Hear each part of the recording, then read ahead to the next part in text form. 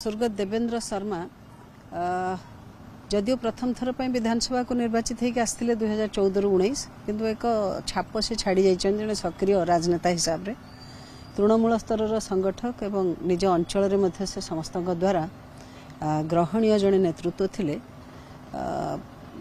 निश्चित भाव स्वल्प काल कार्यकाल भितर से अनेक किछि अंचलवासी करी देखैछंती एवं तांकर जो महानता होची से समस्त सहित अति सरल भाव में मिसी पारती।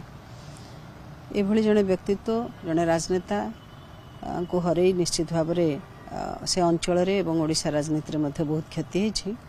खूब कम बयस स्वास्थ्यगत कारण देहावसान घटवा ये वास्तविक दुखदायक।